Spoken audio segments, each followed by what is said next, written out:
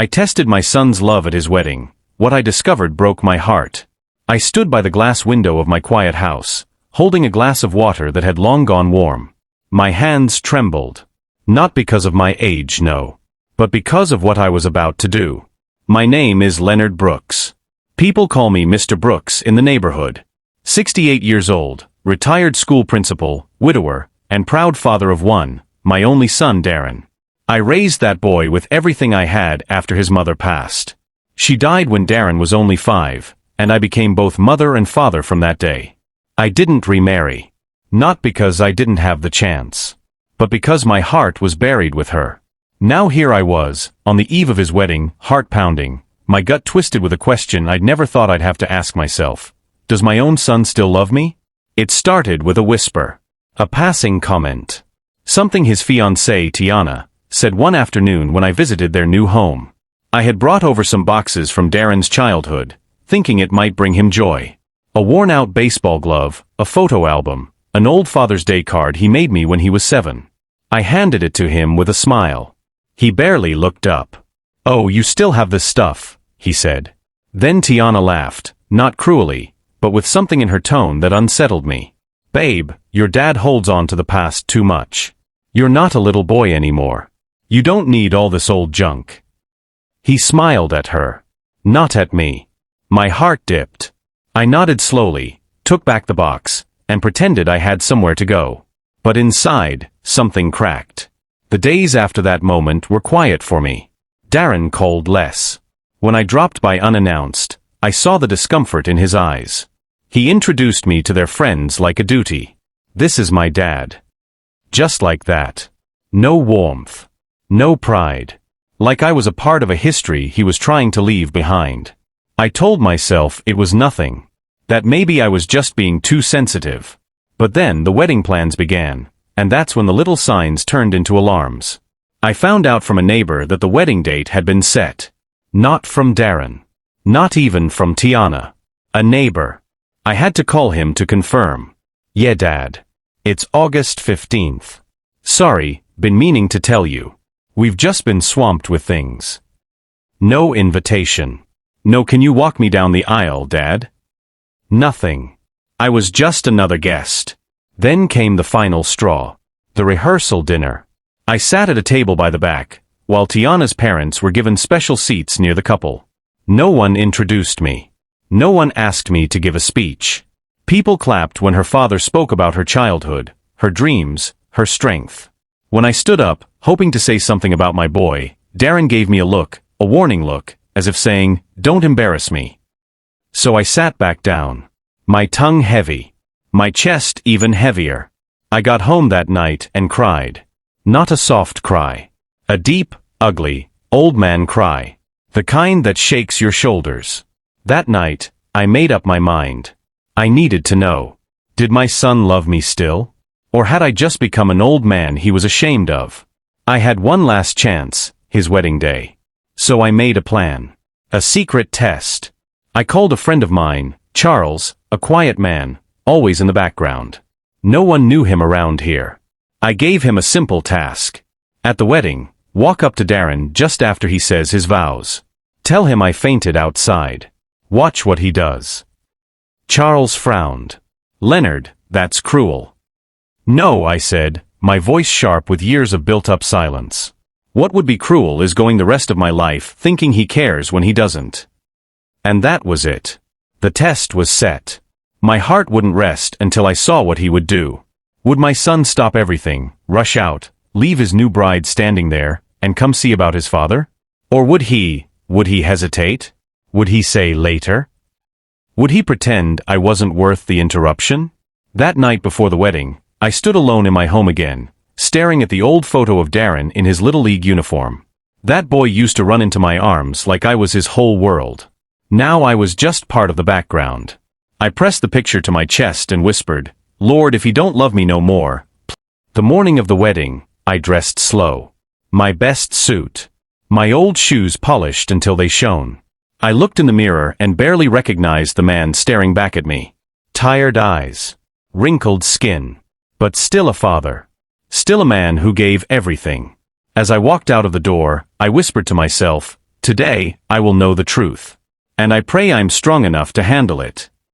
The sun was bright, the church beautifully decorated, laughter echoed in the halls. But inside me? A storm.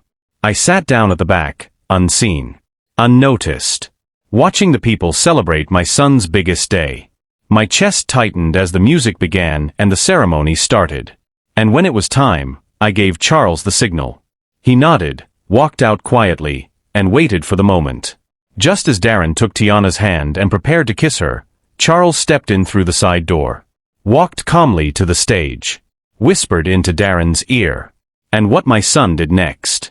It wasn't what I expected. It wasn't what any father should ever have to see. Darren leaned in as Charles whispered into his ear. I sat at the very back of the church, behind all the decorations and noise, behind all the fake smiles and clinking glasses. My heartbeat was so loud in my ears, I could barely hear the piano playing softly in the background. Charles whispered just one line, the one I told him. Your father fainted outside, he's on the ground. He's not moving. The crowd was still, waiting for Darren to seal the vows with a kiss. The pastor gave a patient smile. The bride was blushing, confused. But Darren, he didn't move. He blinked. His jaw tightened. He looked at Charles and whispered something back. Charles didn't say a word. He just turned to look toward the back, toward where I sat. And then, Darren looked straight at me. Yes. Through the crowd, through the veil of wedding decorations, through the blurry lights, his eyes met mine. He knew. Somehow, I don't know how, but he knew it was a test. Or maybe he guessed. Or maybe he just didn't care. Either way, he saw me. And he still turned away. He leaned into Tiana and kissed her. The crowd exploded in applause. My hands shook. My eyes burned. He walked right past Charles as if he didn't exist. He grabbed Tiana's hand and raised it with pride. Smiling. Laughing. Like nothing happened. Like the man who raised him wasn't supposed to matter in that moment. I slowly rose from my seat. No one noticed. Not one person. I made my way to the exit like a ghost. My chest ached, but not from illness. From something deeper. From the kind of pain that doesn't make noise but makes you feel like you're disappearing. I sat in my car for a long time, windows rolled up, the hot sun baking my skin through the windshield. I didn't start the engine. I just stared at the steering wheel. My hands clutched it like it was holding me together. Like if I let go, I'd fall apart. This wasn't about drama. It wasn't about ruining a wedding. I didn't even want Darren to run through the church yelling my name like a hero. I just wanted a flicker of panic. A crack in his voice. A whisper of my dad? Where is he? Is he okay? But I got none of that. I got silence. I got performance. I got nothing. I drove home with blurred vision, the road dancing behind my tears. My house greeted me like an empty shell. I walked in, took off the suit jacket, folded it gently like it still mattered, and placed it on the back of the chair. My hands were trembling as I made tea. Not because I was cold, but because my soul felt shattered. That night, I didn't sleep. Around 10:47 p.m., my phone buzzed. It was a message from Darren. Just one sentence. I saw what you did today. That was messed up, Dad. That was all. No, are you okay? No, I'm sorry. Just blame. I stared at the message. I didn't reply. I couldn't. The next morning, I did something I hadn't done in years. I opened the attic and pulled out the wooden chest that had everything from Darren's childhood: drawings, soccer trophies, report cards, and old VHS tapes of birthdays. I sat on the floor, cross-legged like an old man chasing memories, and I cried over each piece of the past. It wasn't just grief. It was the slow realization that my son had grown up and left me behind. And the worst part? He didn't even look back. 3 days passed. No call. No visit. Not even a knock at the door. Then on the 4th day, I heard a knock. I froze. Was it Darren? I rushed to the door, heart pounding, half hopeful. But it wasn't him. It was Tiana. She stood there, still in makeup, like she'd come from an event. Her eyes were hard, not soft. Not curious. Just cold. Mr. Brooks, she said. We need to talk. I stepped aside, not saying a word. She walked in, didn't even look around. I know what you did at the wedding. That little test? That was childish. You made Darren feel like a fool. I looked at her, my voice low. Did he feel like a fool, or did he feel exposed? She folded her arms. He's building a future now. With me. He doesn't need guilt or games. He needs space to grow. My eyes didn't blink. So growing means forgetting the man who raised him? She shook her head. No one's forgetting you. But maybe you should step back and let us live. That was it. That was the moment I knew. It wasn't just Darren. It was both of them. They had closed the chapter of me. As if my role had ended. As if a father's love expires after a certain point. I stood there, shoulders heavy, bones aching, not from age, but from rejection. Tiana left. No hug. No goodbye. Just footsteps fading down my front porch. And for the first time in my life, I looked at a photo of my son and whispered the words I never thought I'd say. I let you go. The test had given me the answer. And that answer broke my heart. But maybe, just maybe, it also set me free. I didn't open the curtains the next morning. The light from the outside didn't feel welcome anymore. I sat in my armchair, the one right beside the bookshelf, with a heavy blanket across my lap and silence pressing against the walls like thick fog.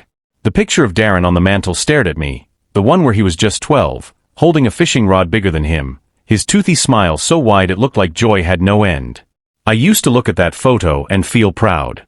Now, it just reminded me of something I couldn't get back. I didn't eat breakfast.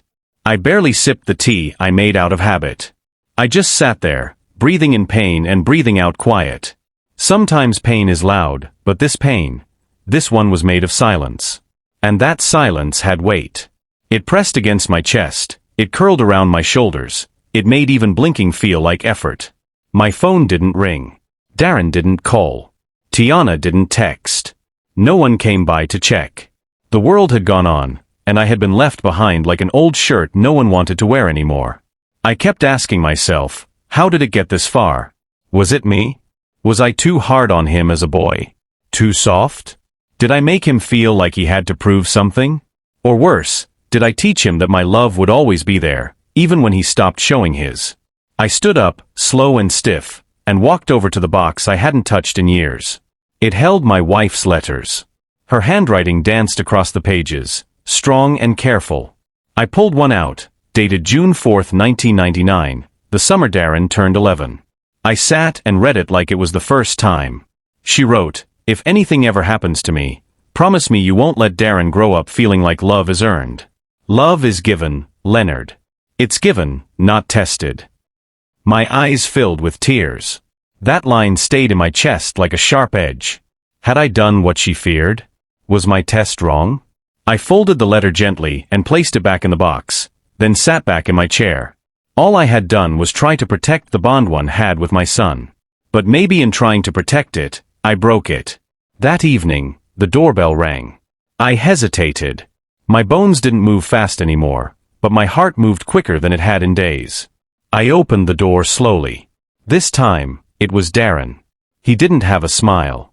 He didn't look angry either. Just lost. Like he didn't know how to start. He stood there holding a paper bag. "I brought your favorite. Lemon pepper wings. And peach cobbler." I nodded and stepped aside without a word. He walked in like someone returning to a house they weren't sure still belonged to them. He placed the bag on the table, then sat down across from me. We didn't speak for a while. Just the sounds of the clock ticking and the hum of the fridge in the kitchen. Then he finally said, "I messed up, didn't I?" I didn't answer. He looked down, playing with a napkin. "I saw you at the wedding. I knew it wasn't real.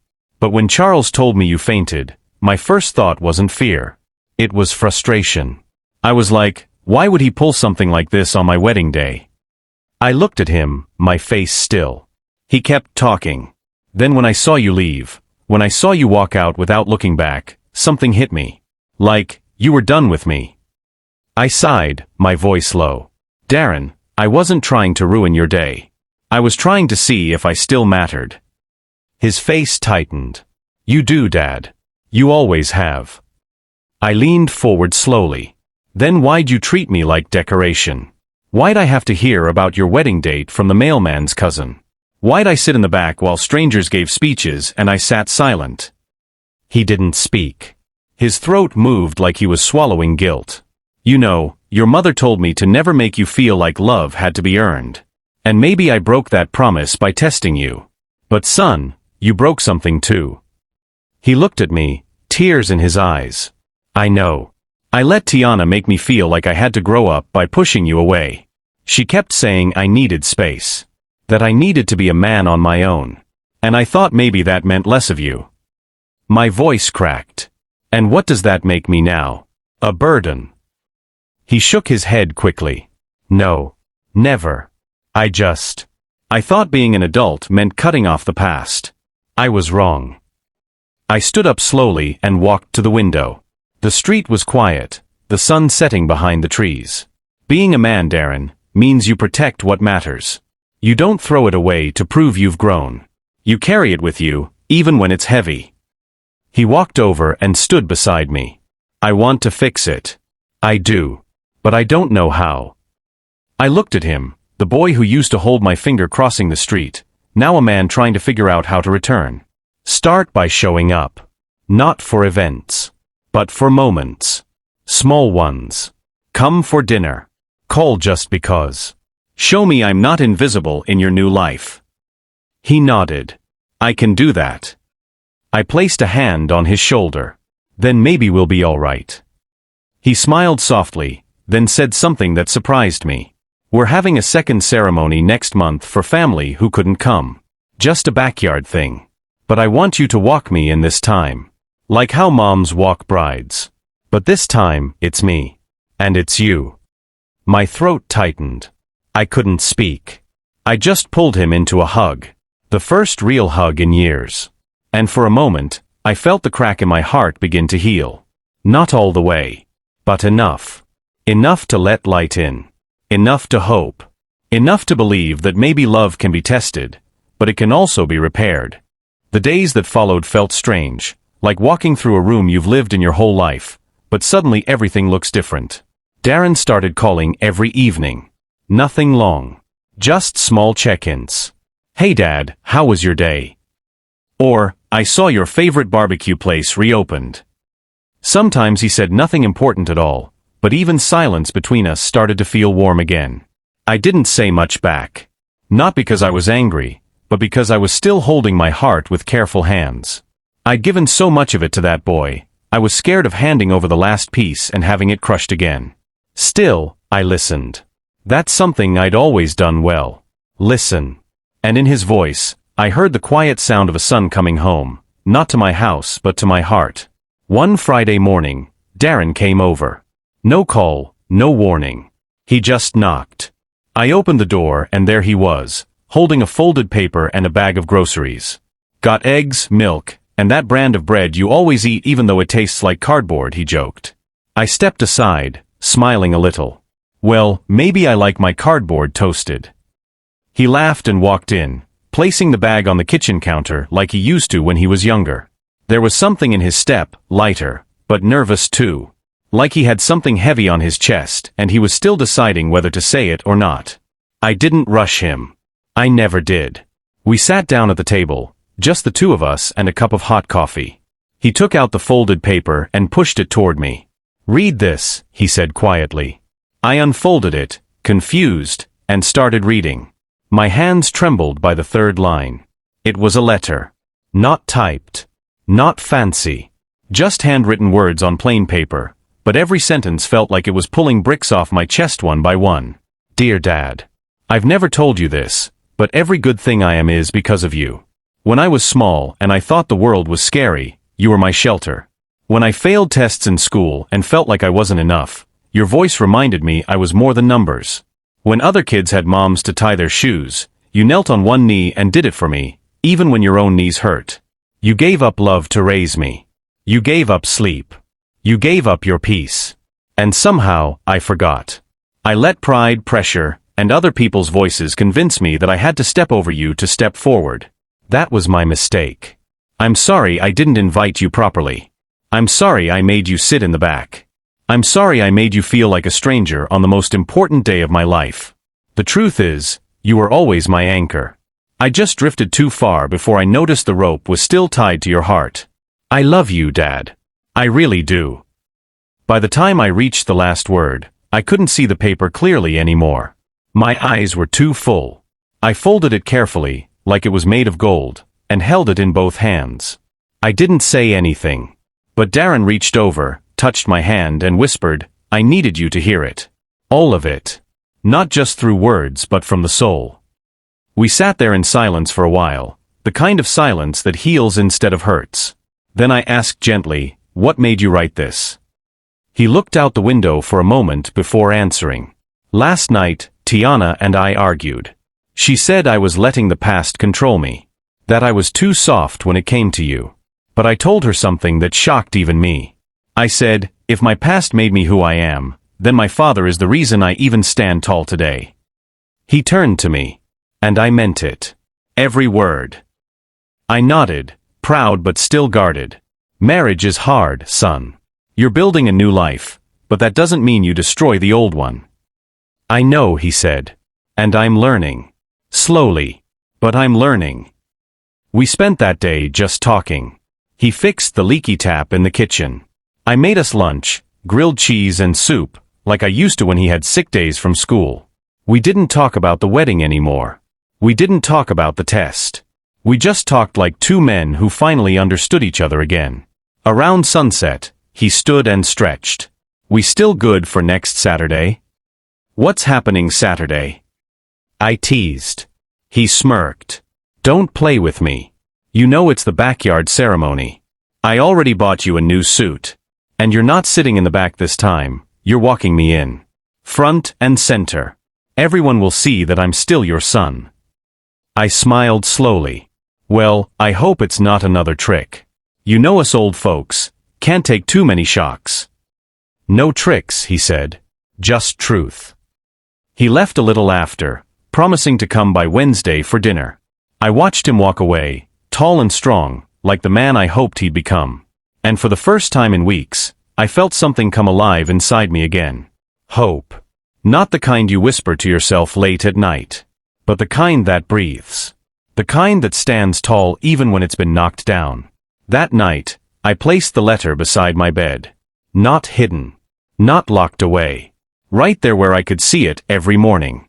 A reminder that maybe, just maybe, when a father teaches a son how to love, even if the son forgets for a while, he can always remember again. Saturday came with a sky so clear it looked like God had wiped it clean just for that day.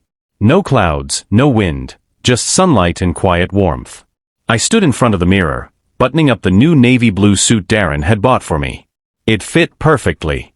He'd even remembered my neck size and sleeve length, something he hadn't asked me for in years.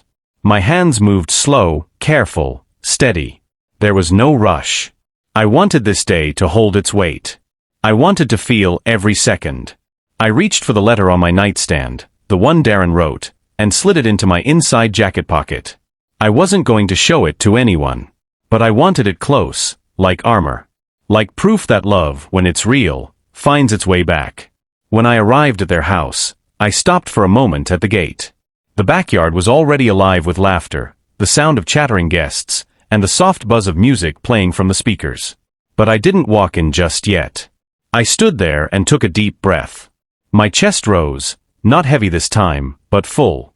This wasn't like the last wedding. This wasn't about being a ghost in my own son's life.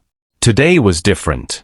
I stepped into the backyard, and immediately someone called out, "Hey, Mr. Brooks." I looked up and saw a few of Darren's friends waving, smiling. One even came over to shake my hand. "Darren talks about you all the time, sir. Glad you're here." It caught me off guard.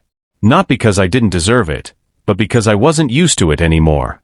Tiana walked up next.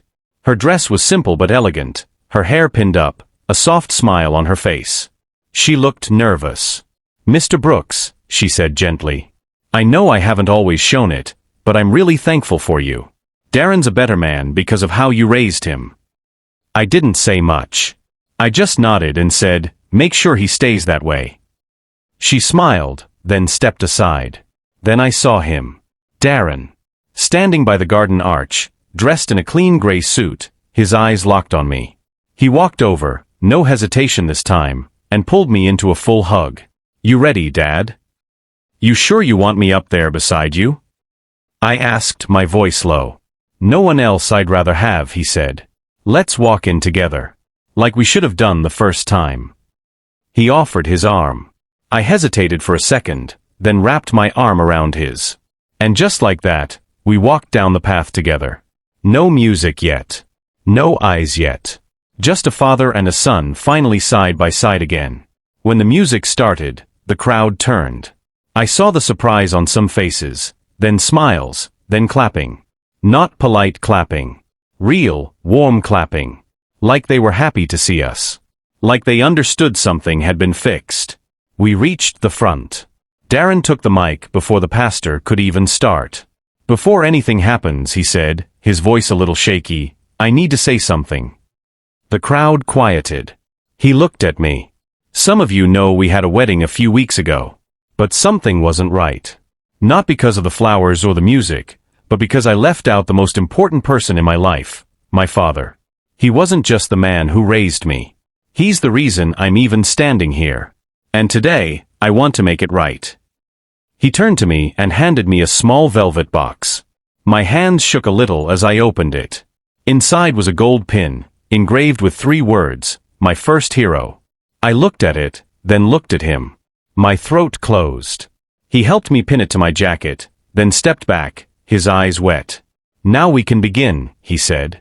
The rest of the ceremony was beautiful. Not because of decorations, but because of the peace in my chest.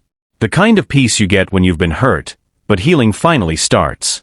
When it was over, people came up, not just to greet the couple, but to shake my hand, ask about Darren's childhood, thank me for raising him. One old friend of mine from church even said, "You know, I never seen a groom honor his father like that before. That boy loves you, Leonard. Deep down. He just got lost for a while." I smiled. We both did. Later that evening, as the sun dipped low and the lights strung above the backyard flickered on, Darren sat beside me on a bench near the edge. We watched people dance. He handed me a soda and said, "You know, I was scared you'd never forgive me." I took a sip. Forgiveness isn't something I do with words. I do it with time. He nodded. "Then I'll spend all the time I have making it up to you." We sat quiet for a moment. Then he asked, "Why'd you test me, Dad? Why not just tell me how you felt?" I thought for a while, then said, "Because words are easy to ignore. But truth shows up when life squeezes you. I needed to see how deep your love really went." He looked down. And I failed. "You stumbled," I said. "But you stood back up.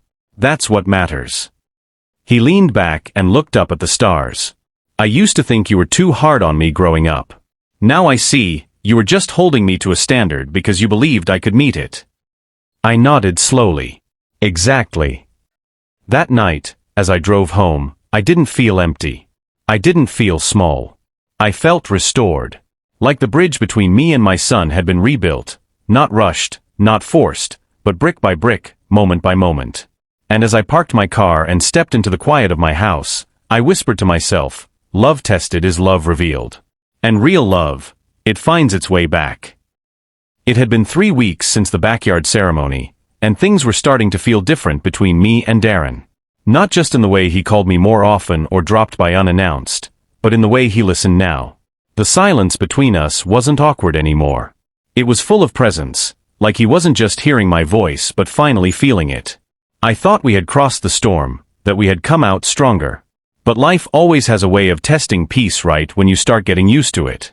One Wednesday afternoon, Darren invited me to their place for dinner. "Just us," he said. "Tiana's cooking something special." I was surprised, but I agreed. I ironed my best shirt, polished my shoes the way my wife used to like, and carried a bottle of wine I'd saved for something important. When I arrived, Tiana greeted me at the door with a warm smile and even gave me a small hug. "We're glad you're here, Mr. Brooks," she said. "Dinner's almost ready." I nodded and stepped in, the smell of rosemary chicken filling the air. The table was set nicely. Candles, Real napkins, not paper. Darren came down the stairs a few minutes later, grinning like a schoolboy. Told you she's trying to impress, he joked.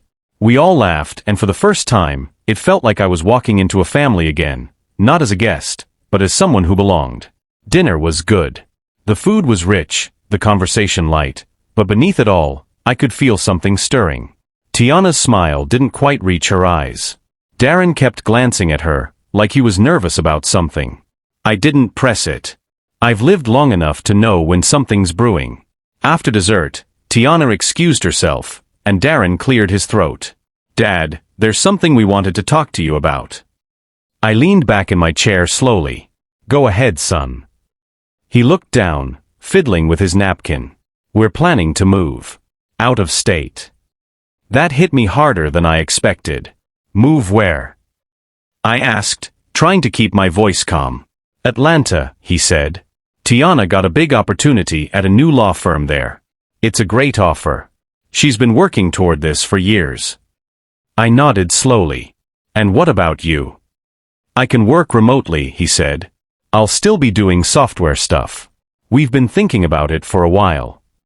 I stared at my half-empty glass of water. How long is a while? He looked guilty.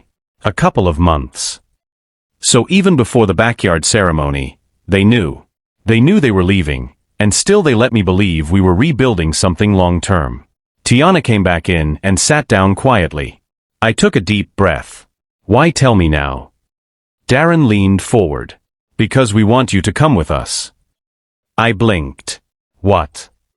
Tiana spoke now. There's a small house near the place we're looking at. It's nice. Peaceful. Close to the park. We thought maybe you'd want a fresh start too. I looked at them both. Their faces full of hope, but also full of fear. The kind of fear that comes when you ask something big and know the answer might hurt. I stood up and walked toward the window. The city lights shimmered in the distance. Do you want me to come, or do you feel guilty leaving me behind? The room went quiet. Darren's voice came after a pause. Both. Honesty. Finally. I can't just pick up and leave, I said. This house. This street. Your mother's grave is here. Tiana softened. We understand. Truly. We just didn't want to decide without giving you a choice. I turned around. I appreciate that. But I need time. Darren nodded. Of course. I left soon after. They walked me to the door. No one smiled. It was one of those goodbyes that felt like something was ending, even if it hadn't ended yet. The drive home. Love grows. Love stretches. Love follows. But sometimes, love stays. I didn't sleep much that night.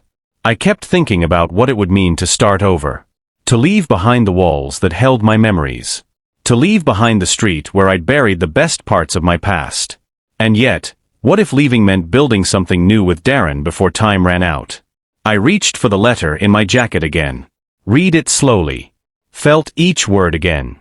And I asked myself, does love only live where memories are, or can it live where future is waiting? The answer didn't come yet. But I knew this part of my life was just beginning. And I had a choice to make. 2 weeks passed and I still hadn't given Darren an answer. Not yes, not no. Just silence. Not because I didn't care, but because the answer wasn't easy. Every morning, I walked past the same hallway where his childhood photos hung. Every evening I sat in the same chair where I had rocked him to sleep as a baby. And every night I looked out the window toward the tree we planted the day his mother died. How do you walk away from roots that deep? One Saturday morning, I woke up before the sun. I didn't plan to, but my eyes just opened like they had something to see. I sat on the edge of the bed, feet on the cold floor, staring at nothing. My chest felt heavy. Not sick. Just full of things I couldn't say. I walked to the kitchen, boiled water, made a cup of tea I didn't even want to drink, then opened the window and just listened to the silence. The city was still asleep. That's when it hit me. Silence was all I had lately. No laughter in the house. No footsteps. No Darren dropping by just to argue about sports. No sound of someone humming in the kitchen like his mother used to do. Just me and my thoughts. And maybe that's what scared me the most. This house had become more memory than life. I didn't call Darren that day. Instead, I got dressed and drove to the cemetery. I walked slowly, past rows of quiet stones, until I found her. Marcia Brooks. Beloved wife and mother. The headstone was clean, the flowers still fresh from my last visit. I sat on the bench beside her and whispered, "They want me to move, Marcia. Atlanta. Whole new life. They say there's space for me. But what if there's no space in me to let go of this?" The wind rustled the leaves nearby. I closed my eyes and imagined her voice. She would have told me, "Go where love leads you." I stayed there for over an hour, not speaking, just feeling. And when I left, I didn't feel lighter. But I felt ready. The next morning, I called Darren. He picked up fast. "Hey Dad, I was just about to call you." "I made a decision," I said, skipping past all greetings. He went quiet. "Okay, I'll come with you. But not forever. Just for a while. To see how it feels." He breathed out. "That's all I could ask for, Dad. Thank you." "I'm not leaving your mother behind," I said. "I'll be back every few months. She stays here." "I get it," he said gently. "We'll make it work." We started making plans that same week. Darren flew in to help me pack.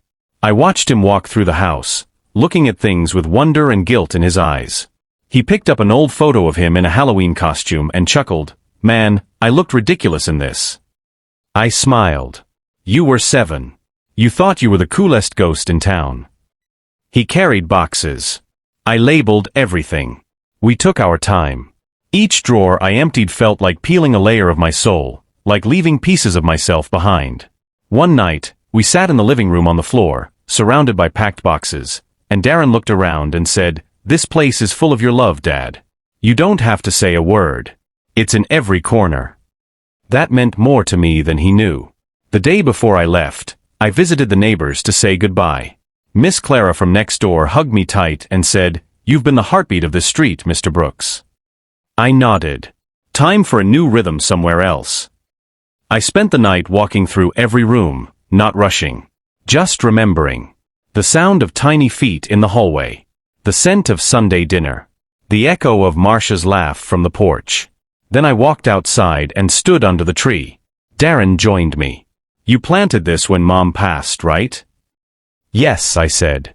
"I needed something to grow while I was grieving." He looked up at it, the branches stretching like arms. "It's beautiful." "So was she," I whispered. The next morning, we drove out early. I didn't say goodbye to the house. Not out loud. But I touched the front door before I left, like it was a living thing. The ride to Atlanta was long, but filled with music, old memories, and new laughs.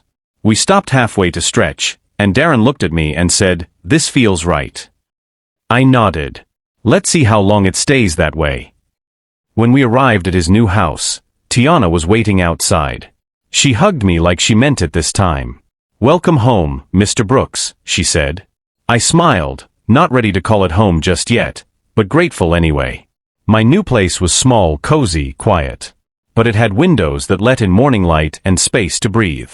That night, as I sat on my new porch, sipping warm tea, I looked up at the sky and said, "I made it, Marcia. I'm still learning how to live without you. But I'm not done living yet." In that moment, I didn't feel lost. I felt found. Not because of where I was, but because of who was finally standing beside me again. My son. 2 months had passed since I moved to Atlanta. Some days I woke up feeling like I had made the right choice. Other days I stared out the window wondering if I had followed love or just followed loneliness. The house Darren helped me settle into was quiet, warm, and just 5 blocks from theirs. They came by often, sometimes together, sometimes just Darren with extra soup or Tiana with her soft apologies. We were building something new, slow but steady. It wasn't perfect, but it felt real. One Thursday evening, I had just come back from a walk around the neighborhood when I saw a letter slipped under my door.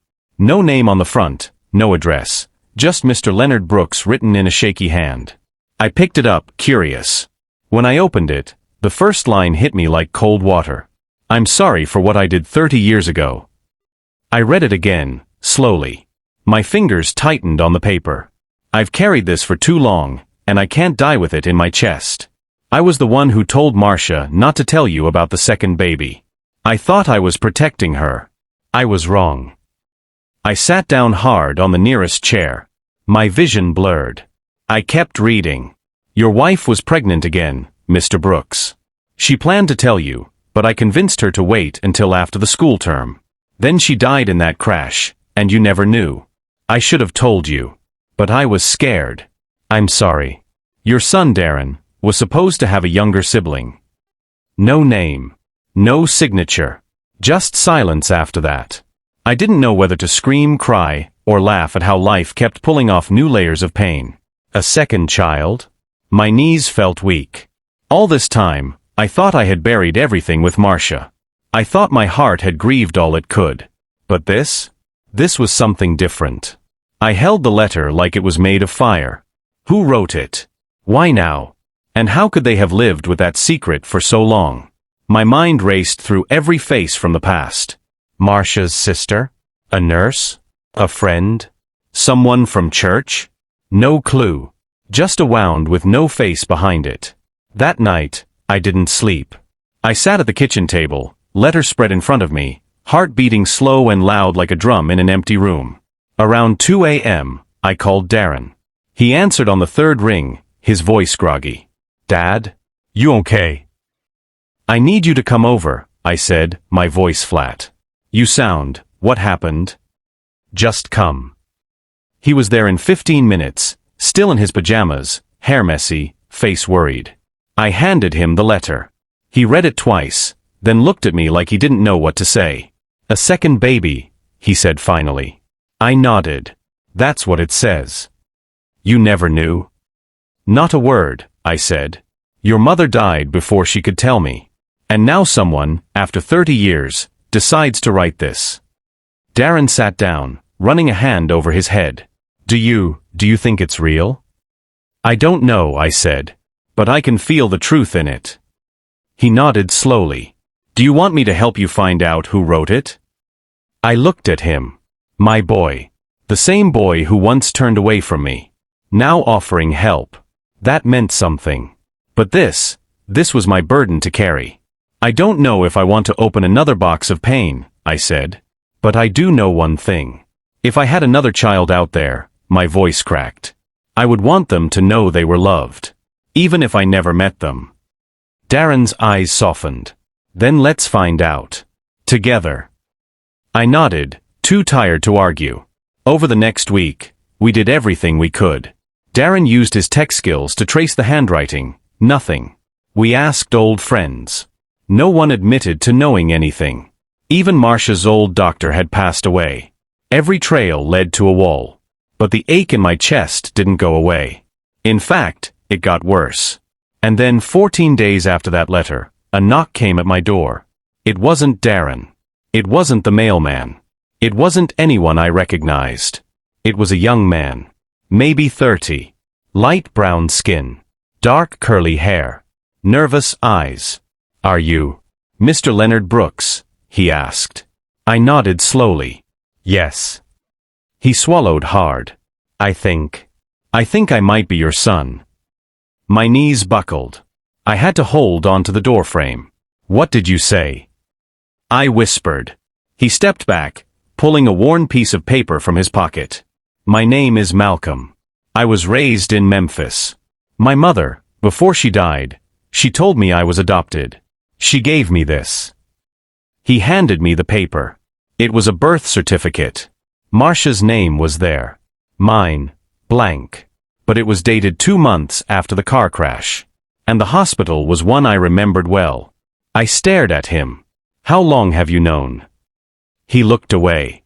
Since I was 19. But I didn't believe it. Until recently. I was cleaning out some old boxes and found the envelope again. It had a photo of you. And her. I started looking.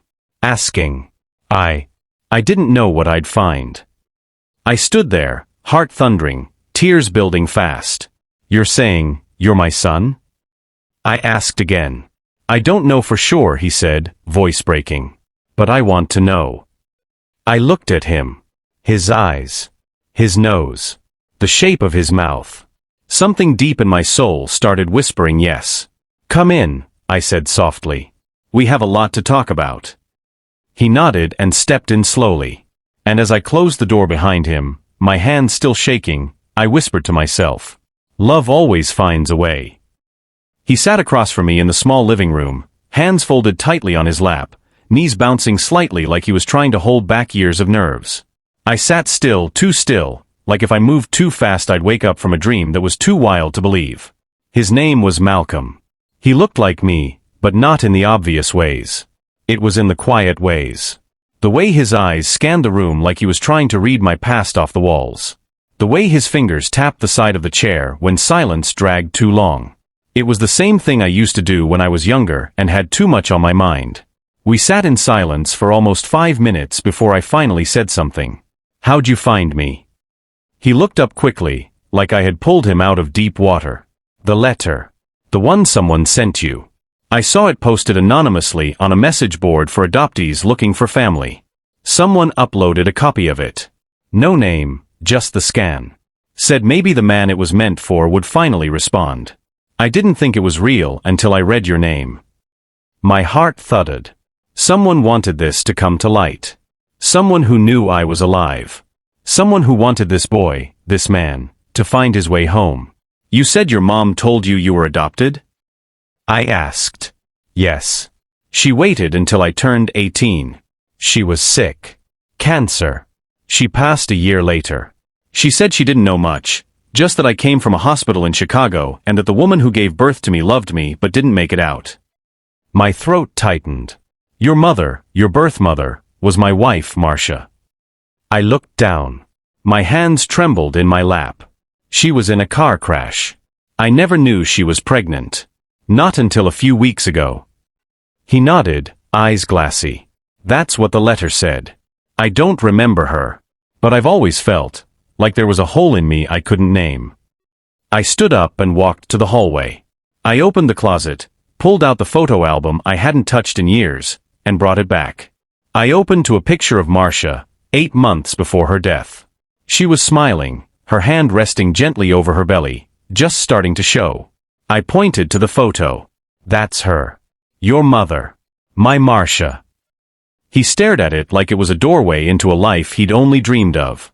His fingers hovered just above the picture, like touching it might make it vanish. "She's beautiful," he whispered. "She was everything," I replied. "She would have loved you. Fiercely. Loudly. The way she loved your brother." He looked up. "I have a brother?" I nodded. "Darren. He's older by 4 years. He doesn't know about you yet." Malcolm sat back, stunned. "Wow, that's crazy." I studied him. "Do you want to meet him?"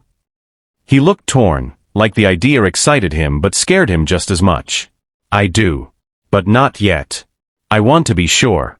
I mean, what if I'm wrong? What if I'm not your son?" I shook my head. "I know you're mine. But if it'll ease your heart, we'll get a test. Tomorrow. First thing." He nodded slowly. "Okay." We talked for hours. About his life, about mine. About the pain of being raised with questions and the pain of raising a child you didn't know you lost. At one point he asked me, "Do you hate the person who kept this from you?" I thought about that. The truth was, I didn't know who they were. Maybe a nurse. Maybe a friend. Maybe someone who thought they were protecting me. But the damage was done. Hate wouldn't fix it. I shook my head. I don't have space for hate anymore. Only healing. The next morning, we went to the clinic. The staff took our samples and said results would be ready in 3 days. Those 3 days stretched like rubber. I didn't sleep much. Malcolm stayed in the guest room. We ate meals together. Watched old movies. Shared silences that were heavy but not uncomfortable. Every now and then, I'd catch him looking at me when he thought I wasn't watching. Studying me. Like he was trying to find his reflection in my face. On the 4th day, the clinic called. I answered with my heart in my throat. "Mr. Brooks, we have your results," the nurse said. I closed my eyes. And she paused. "It's a match. 99.9% probability." He's your son. I hung up and turned to Malcolm, who was pacing the living room. It's confirmed, I said. You're mine. He froze, then sat, then laughed, then cried. I walked over and put my hand on his shoulder. He stood and hugged me. No words. Just the kind of hug that speaks without needing a voice. A hug that healed 30 years of silence. Later that day, I called Darren. Son, I said, there's something you need to hear. Something I never knew. Something that changes a lot. He came over an hour later. I told him everything. Showed him the letter. Showed him the photo. Introduced him to Malcolm. At first Darren was quiet. Too quiet. Then he stood up, walked out to the porch, and didn't say a word for 10 minutes. Malcolm didn't follow. He just sat, looking like he might break. Finally, Darren came back in. He looked at Malcolm, eyes full of something between confusion and curiosity. So you're my brother, he said. Malcolm nodded. I guess so. Darren scratched his head, then looked at me. You okay with this, Dad? I nodded. I'm more than okay. I'm grateful. Darren looked back at Malcolm. All right then. I guess I got some catching up to do. He walked over, held out his hand. I'm Darren. Malcolm shook it. Malcolm. Nice to meet you, big bro. They both laughed a little. It wasn't loud, but it was real. And in that moment, I saw what pain couldn't destroy. What time couldn't steal. What secrets couldn't bury. Family. Rebuilt. Reborn. Restored. Thanksgiving came early that year, not on the calendar, but in our hearts. It had only been 2 weeks since Malcolm's truth became part of our world, but somehow, it felt like he'd always been there. He and Darren spent hours talking, joking, even arguing about basketball like they'd grown up together. Sometimes I sat in my chair, just watching them, marveling at how life had found a way to stitch a torn family back together. But healing isn't a straight road. Some days were still strange. Some moments felt too new, too raw. There were awkward silences, questions with no answers, and a kind of sadness that hung behind our smiles. But we faced it together. One evening, I cooked dinner for all of us. Darren, Malcolm, Tiana, and even a neighbor from down the street joined. The house smelled like roasted chicken, cornbread, and old laughter.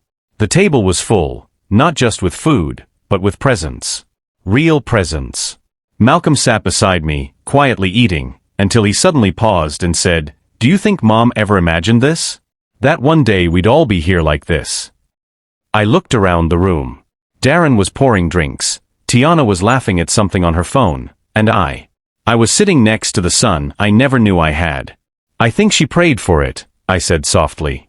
"Maybe she never lived to see it. But maybe she planted the seed." Malcolm nodded. "I feel her sometimes. I don't remember her face, but I feel her in moments like this." I smiled. "Then she's not gone." After dinner, Darren stood up and tapped his glass with a spoon. I got something to say. Everyone went quiet. He looked at Malcolm. "Man, I'm still getting used to all this. Finding out I have a brother shook me up. But now, I can't imagine life without you. You walked into our lives carrying 30 years of questions, and somehow, you still walked in with love. That takes courage." He turned to me. "And Dad, I've said this before, but I'll say it again. You didn't just raise me. You gave me everything. Even when I didn't act like I saw it. I see it now." I tried to speak, but my throat closed up. He wasn't done. "Tonight, I want us to make something official." He reached into his pocket and pulled out 2 small boxes. Inside each was a bracelet. One said my brother. The other said my father, my anchor. He handed them to us. "Let's not lose each other again. Let's hold on this time." I couldn't stop the tears that came. Malcolm stood and hugged Darren. Then they both turned and hugged me. I stood there, an old man wrapped in the arms of 2 grown sons, and for the first time in a long time, I felt whole. Later that night, after everyone left, I sat on the porch alone. The stars were out, soft and blinking like they were watching us. I pulled out the letter that started it all and held it in my hands. I didn't know who sent it. Maybe I never would. but they gave me back something I never knew I lost. And for that, I silently thanked them. As I sat there, the porch light casting soft shadows behind me, I realized something deep in my bones. Love isn't perfect. It doesn't always show up when we expect it. It doesn't always speak clearly or act wisely. Sometimes, love goes missing. Sometimes it gets buried under silence, pride, fear, or time. But real love? Real love remembers the way home. It knocks. It waits. And when you open the door, it walks in, hungry and hoping, just like Malcolm did. And when it sits at your table, when it looks into your eyes and calls you Dad, you know the truth. Love tested is love revealed. Love lost can be found again. And no matter how broken the story may be, it can still end in healing. I tested my son's love on his wedding day.